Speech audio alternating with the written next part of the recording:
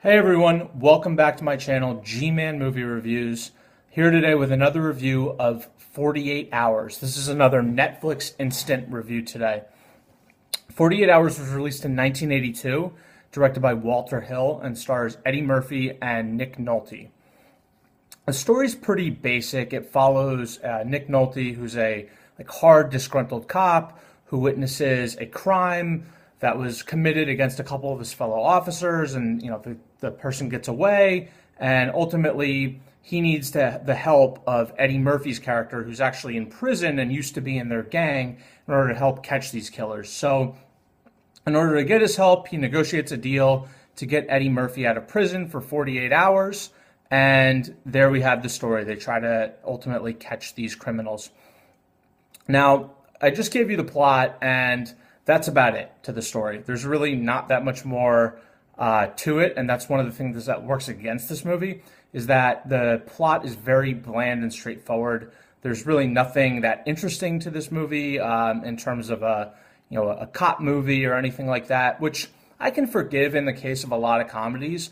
But one of the things that also bothered me is that I didn't find this movie that funny, to be honest. I love Eddie Murphy, and I think he's great in a lot of the stuff he does. Beverly Hills Cop is one of my favorite comedies of all time, but this is actually Eddie Murphy's first major motion picture.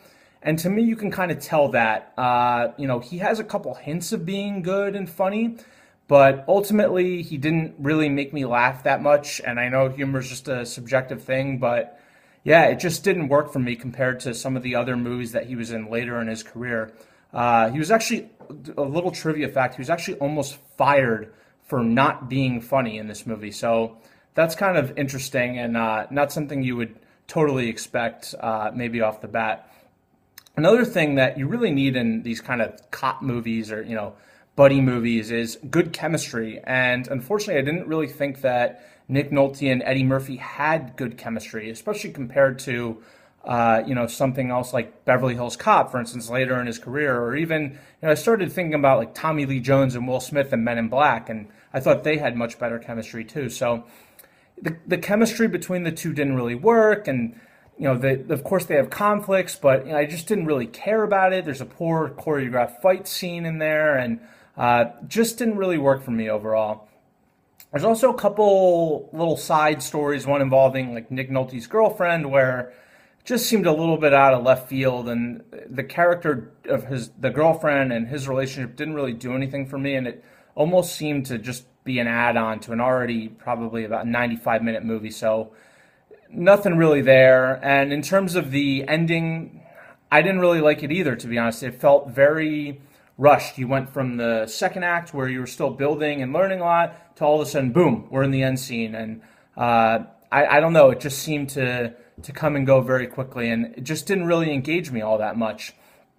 So unfortunately, I can't really recommend watching 48 Hours. I really thought I would like this more than I did. I'd seen it a while back, but I just didn't enjoy it this time around. I didn't think it was very fun, not funny, and not much good chemistry. I think you could do much better with different cop movies or Eddie Murphy movies on Netflix. Maybe I'll review one of those in the future as well.